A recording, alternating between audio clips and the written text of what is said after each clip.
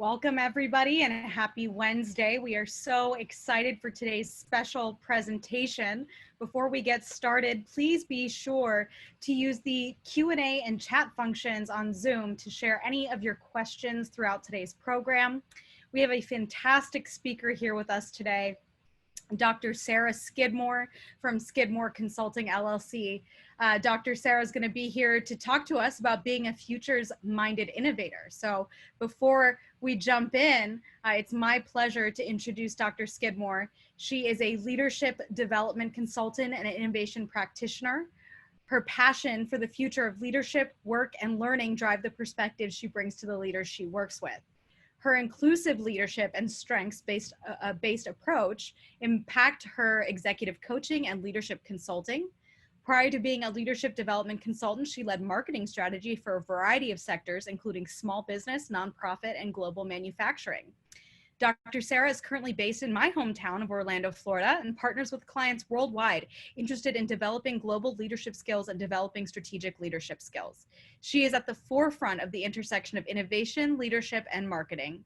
Dr. Sarah holds a Doctor of Strategic Leadership, Master of Arts in Public Policy, and Bachelor of Arts in Marketing and International Business. Welcome, Dr. Skidmore. Thank you. Thank you. Appreciate that. So let me go ahead and share my screen. Excellent.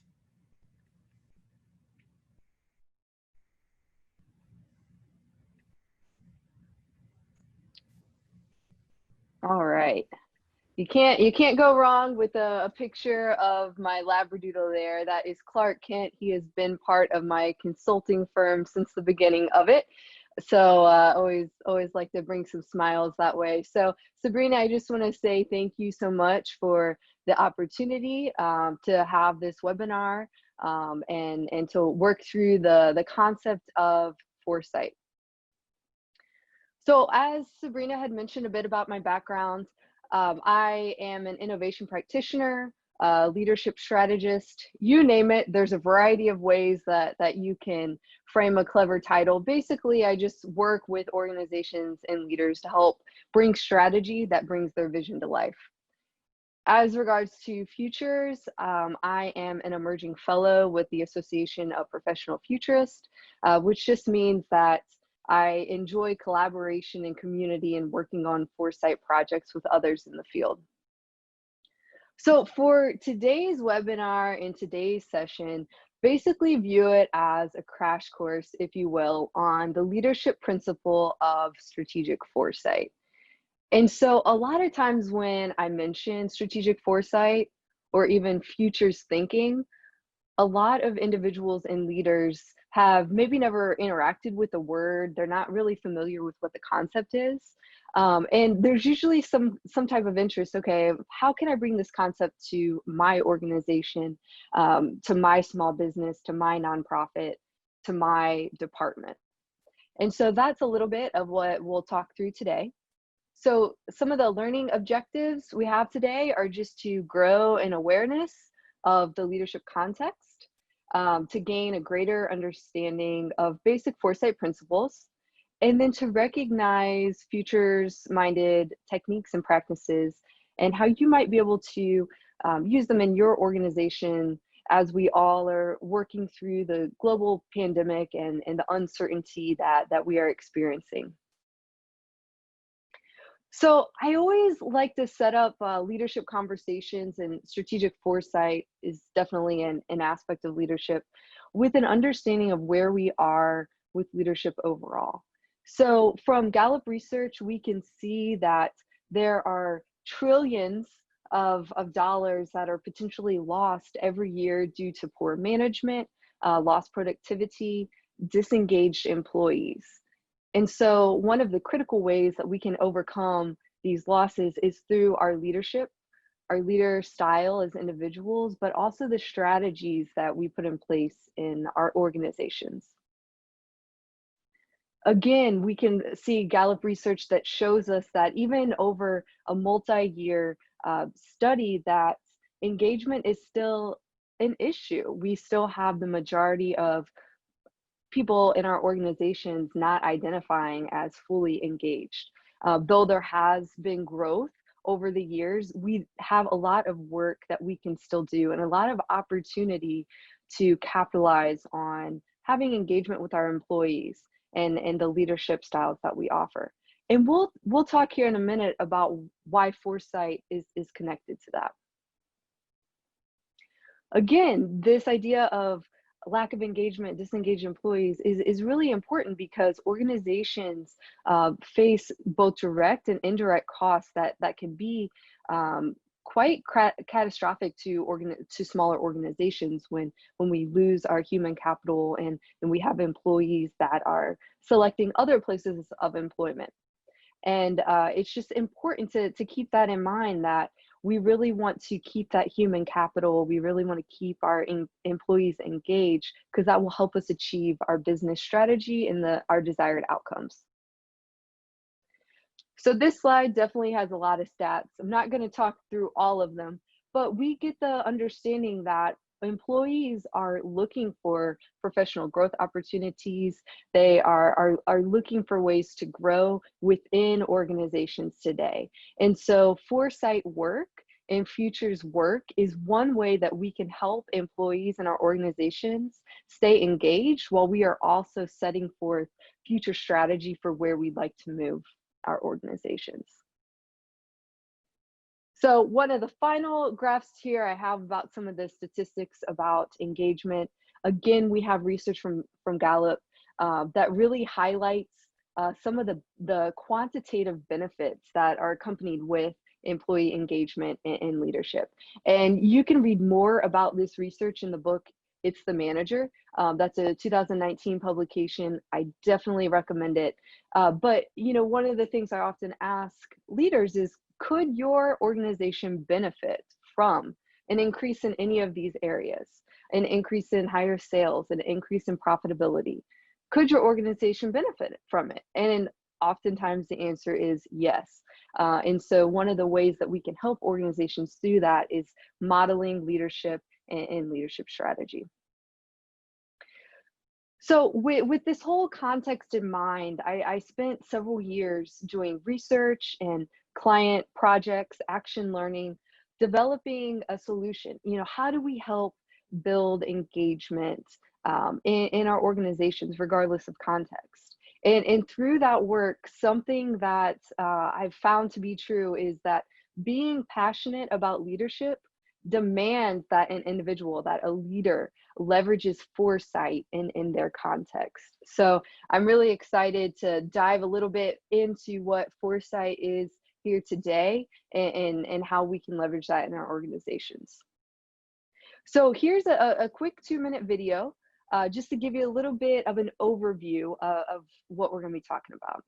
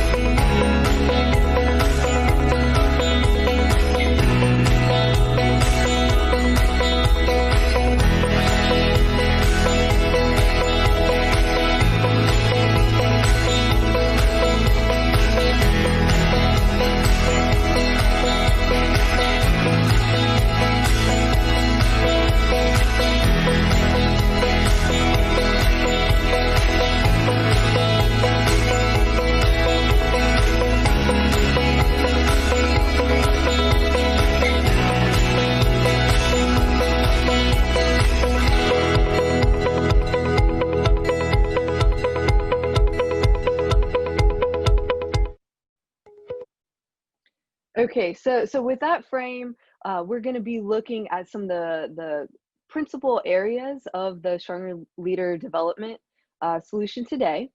And so one area of thinking that we're really going to focus in is the systematic approach.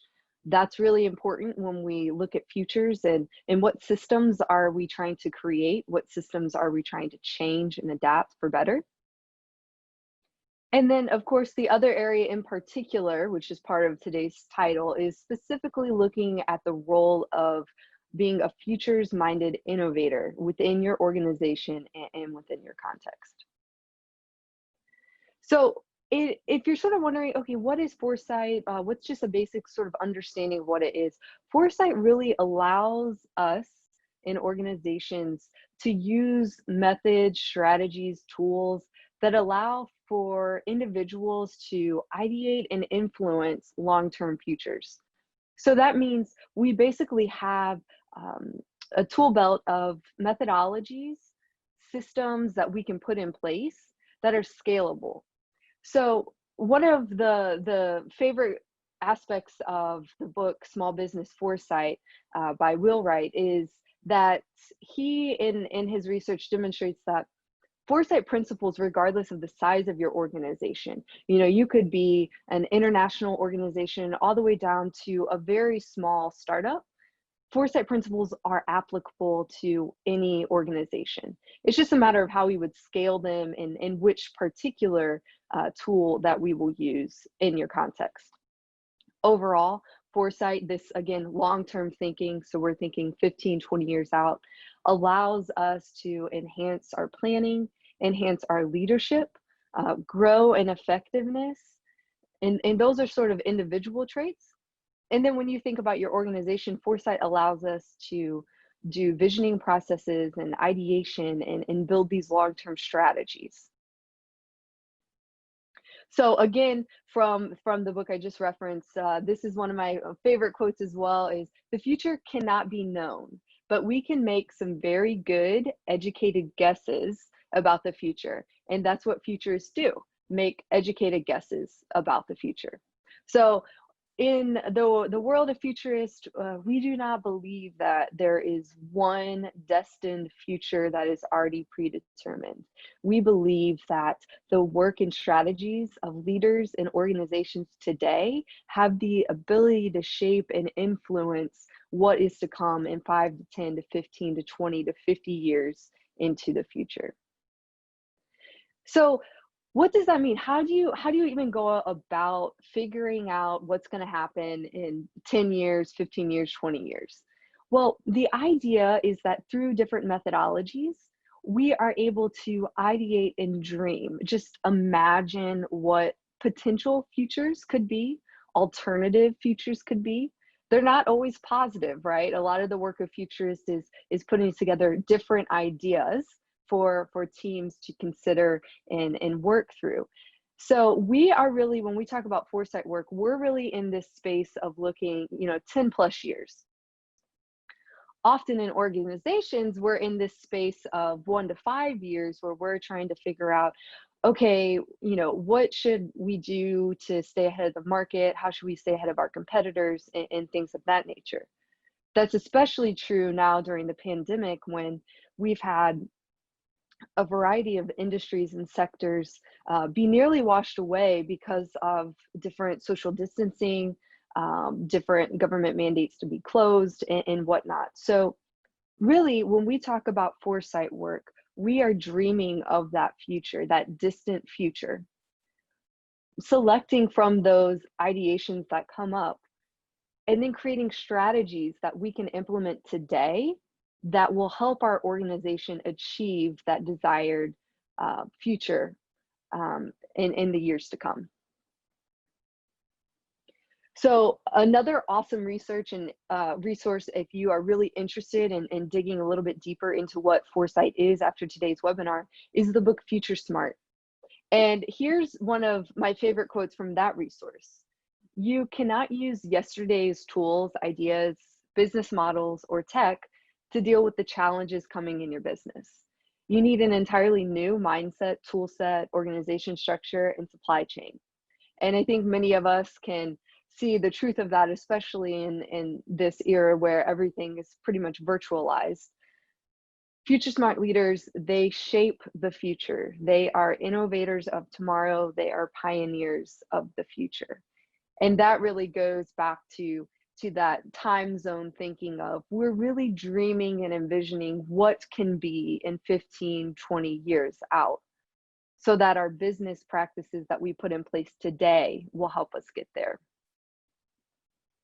So in the book, The Myths of Innovation, which again, write that book down, The Myths of Innovation. If you are really interested in this, it's a great resource. And I love the imagery that the author provides there.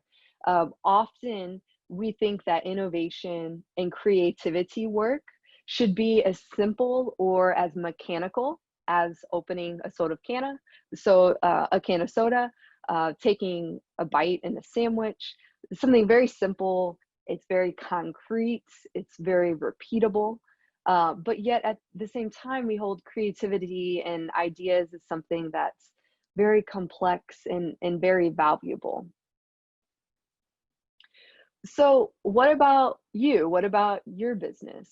How does your business innovate? How does your business prepare for the future? How does your business strategize under uncertainty? These are really important questions. And a lot of times, especially when we're in the small business space or we're in the nonprofit space, leaders don't really have good answers to these questions. It's sort of like, well, whatever today's fire is what we deal with. And so Foresight work allows us to get out of that space of the present and allows us to get in the space of the future and bringing the future to the present. So how do we do that? Like, how do we conceptually bring the future to the present?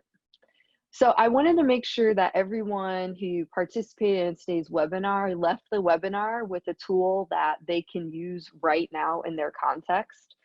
A lot of times doing futures work and Foresight work requires working with an outside firm, whether it's my firm or another in the industry. It requires sort of external guidance and facilitation. But today I want to walk through two simple tools that you can use in your organization today. And so the first one that we have here is the change versus benefit analysis. And this is one of those tools that helps us come up with ideas, and then these ideas can shape the decisions and the strategies that we create. So you'll notice in this analysis, we basically have two axes, and for today's example, we'll have the context of maybe you own a bar, and in your county or in your state or your city, there may be a mandate that, hey, bars have to be closed right now. If you only sell alcohol, your organization needs to be closed right now. So for the purposes of working through the change benefit analysis, okay, maybe I own a bar and I'm trying to think of, okay, what's something that I can, a change I can consider that would allow our organization to stay open. So in the middle, you will notice that I have in there, shift to outdoor coffee service. Now, I'm not recommending that everyone do this, but this is just merely an example to go through how the change versus benefit analysis works. So you'll notice there's 4 different quadrants. We have on one end of the axis, you have maintain the current, and the other end you have adopt the change. While again, on the other axis, you have positive impacts and negative impacts. So spend time reflecting on these different areas. Now, this tool is something that you can do individually by yourself as a leader. It is a tool that you can use with your team in a team meeting or brainstorming session. It's a tool that you could have everyone on your team do by themselves, and then everybody sort of come together for a meeting to share ideas. And it's even a tool that you could just get a group of people that know your industry or you view as mentors to come together and ideate together. Because a lot of times when we really want to have a diversity in thought, a diversity in lived experiences, a diversity in positions within an organization, to offer different perspectives. So if you're working through this example, okay, so let's spend time maintaining the current means in this example, the bar would be closed as it's mandated. And a negative impact of that would be there's no form of income. Your business is closed. Then if we continue to work through the axis, if we adopt the change, let's shift to offering outdoor coffee service.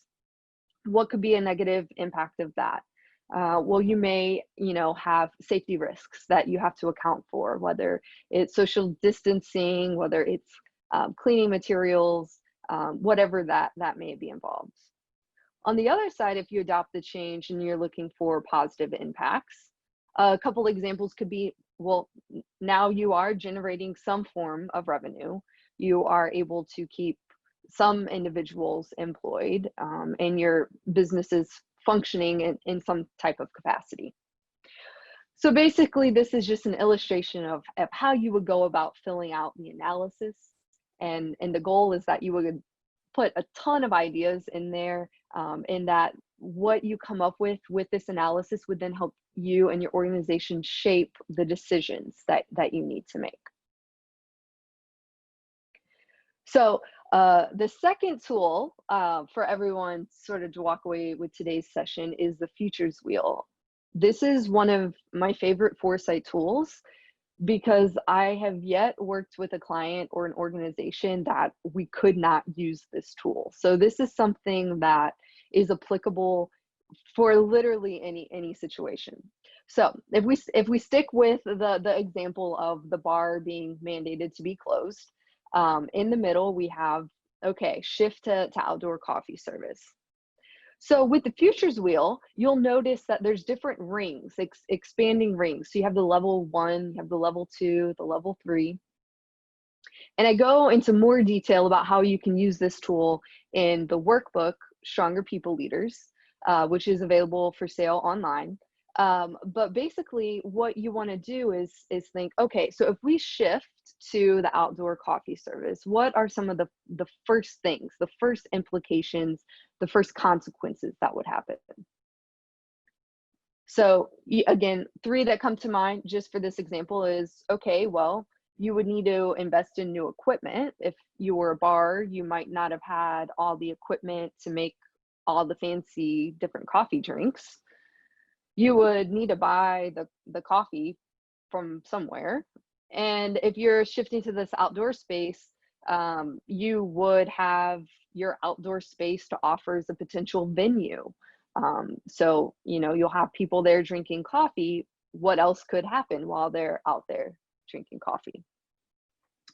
So, you just continue to go around with different ideas. And again, that goes back to the principle of having a lot of different perspectives can give ideas and generate thoughts that maybe you as a single business owner or business leader may not have thought of. So we continue to build out this Futures Wheel. Okay, we look at level 2 and level 3. So, okay, if I have to buy coffee, then, well, maybe I will source fair trade coffee, right? And then from that, I might even be able to partner with a local farmer. And then, other ways to think of is if you now are offering coffee, you may attract either different or just customers in general if your bar has been closed. And then as you're attracting more customers and as you're sourcing fair trade coffee, you may then build up a reputation of being, connected to social justice work. At the same place, when we look at the outdoor offering, you now have an outdoor venue. Maybe you could open it up for local talent to come for an open mic night or some type of a comedy club in that outdoor space. Again, opportunities that might not have been available if you didn't do the change. But keep in mind, not everything can necessarily be positive or neutral. Some implications may have a negative impact. So, as you invest in equipment in that level 1, a level 2 will be maybe that the equipment breaks, right? And that's going to cost money because you're going to have it get serviced. And so the idea is that as you and your team fill out the futures wheel with all these different ideas, as you've completed it, as you've put down as many ideas that you can think of, you then want to go and mark what ideas may be opportunities and what ideas may be risks. So from what we've done here again with this example is you may say, hey, this is a great opportunity for our organization to get involved in social justice work through fair trade coffee. While having an outdoor comedy club, we may attract new customers. But then you also know there's that risk of, okay, we might need to have a backup plan, some backup funding in case we have to invest in equipment issues and things of that nature. So again, this is another one of those practical tools that organizations from as small as one individual all the way to large scale organizations can use this tool in different ways. And when we work with larger organizations, there's different types of modeling that we do with this type of information, but the premise is the same. So here is something that, again, I found to be true through the research, is that the future is not a randomly occurring event or outcome. Though we do have external forces that come our way and that we do have to navigate and manage, we can manage those internal influences in our organization to help us navigate and move through those challenges. So as leaders, we have the opportunity to influence our organization to understand futures. We have the ability to inform our teams. We have the ability to bring in this type of thinking into the strategies we create. Then those strategies, we definitely want to make sure that we are seeking strategies that will allow us to thrive in possible futures.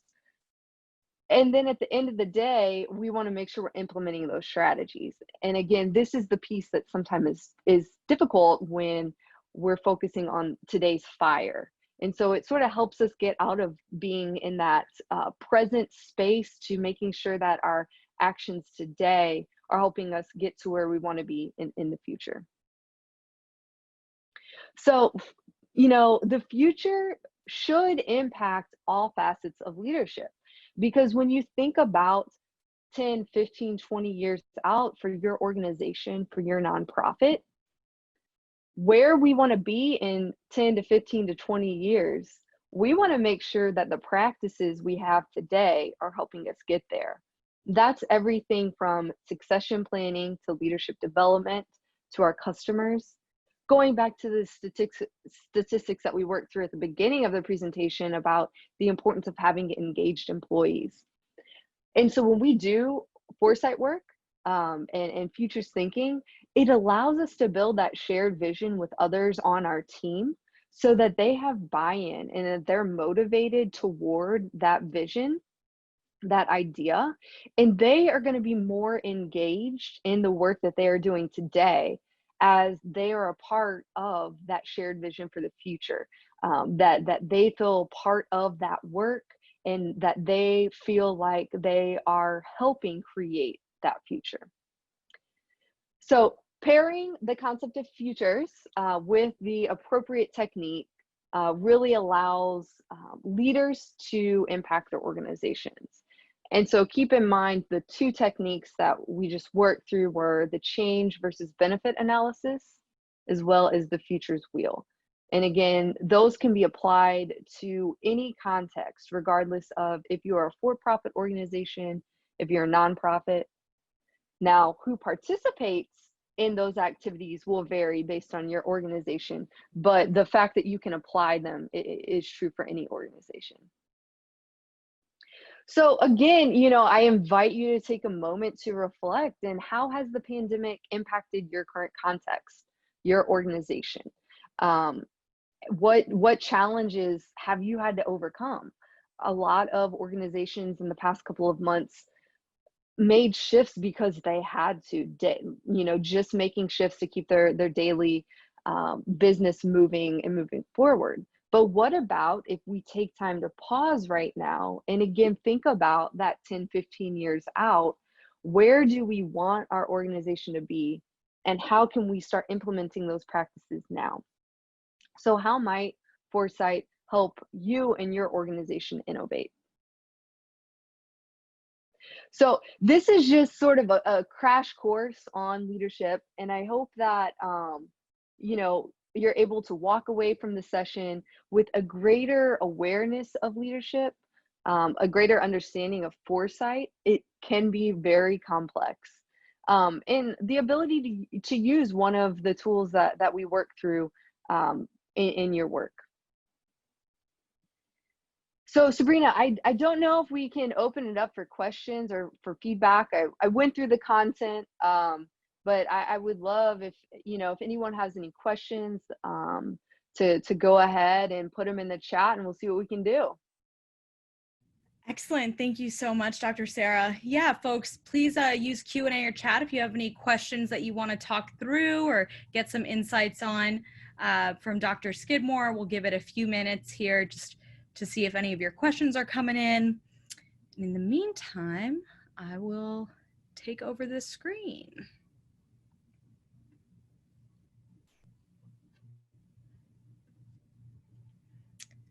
All right.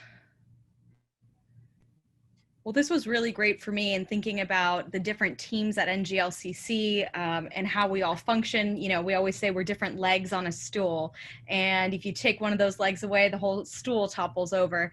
And so it has me thinking about the different ways that we can implement these strategies to help our team as we navigate how we support small businesses during the pandemic. And you know, we know what's going on right now, but the future is definitely unclear from next month all the way into next year. So thank you so much for this, Dr. Sarah. Well, it looks like you were so thorough that we don't have any questions coming in. I'll see if we have anything here on Facebook. Okay. All right, so one of the questions is, I'm a sole proprietor business and, you know, I'd like to know how I might scale this down to just think about myself and me and how I run my company. Any insights there? Yeah, definitely. So, you know, both of the tools that I shared today are really helpful actually for small businesses. Again, you know, even one employee. A lot of the coaching and consulting work I do is with individuals that have small teams. And so if this kind of ideation is something that you want to leverage and you are the only person in your organization, I would recommend find a time. And again, since we are in the pandemic, it can be done virtually or in person if you're socially distanced. Definitely want to be safe there. But find five or six of your colleagues. So it may be a mentor. It may be one of your vendors, one of your partners. It could be someone also in your city, depending on what type of work you do. It could be individuals from your industry space, whatever it is, and find 5 or 6 people that will take an hour of their time to work through this. And again, it's something that is scalable for small businesses. So if you're not at a point where you can partner with an external consultant, this is one of those tools that you can do yourself. And it's as simple as like, hey, let's throw around some ideas. A lot of times, what I encourage people to do that aren't going to be working with a facilitator, an outside facilitator, is use idea quotas. So idea quotas are really helpful when we have something we want to talk about, but we're worried of the different power dynamics that may exist within the people participating. A lot of times, if you have individuals from different positions within an organization, or even colleagues with different, you may have someone that's viewed as an expert, or you may have someone freshly out of college or something like that. There are power dynamics that exist, as we know. And so an idea quota is a great way to help diminish some of those, in the sense that, hey, we're going to talk about XYZ topic, and we're not ending the discussion until we have 75 ideas, 50 ideas. And what that does is a lot of times in settings, people will maybe share one or two ideas that they've already in their mind thought, this is not a horrible idea, so I will share it. This might be possible, so I will share it. Because as people, we want to make sure we look good. We don't want our reputation like, oh, that was a crazy idea. So when we put in idea quotas, it makes the team, the 6 of us together have to come up with 75 ideas. So it takes away that pressure of, well, what if it's not a good idea?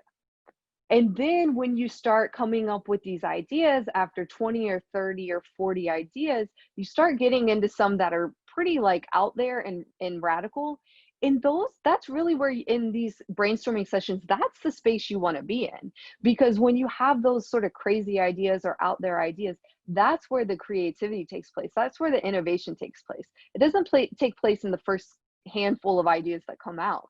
Sure, those ideas may be the logical ideas that are possible in your current situation. But when we're doing this type of brainstorming and long-term thinking, we want the crazy ideas. We don't want the ones that, oh, it took 10 seconds to think of. And so if you are, a sole entrepreneur and it's just you and your organization, I definitely would recommend get 5 or 6 folks you're comfortable with, and sit down, do a futures wheel, put an idea quota out there. Hey, we're not leaving the meeting till we have 50 ideas, and see what you got from there. That's excellent. Thank you so much. So folks, you heard it. Innovation does not come from your comfort zone. It comes from ideation and putting heads together, and really putting down those off the wall ideas. I love that. Thank you so much, Dr. Skidmore. So that is all of our questions, but Mary did say in the chat, I enjoyed the presentation and love the coffee bar scenario. I agree, Mary.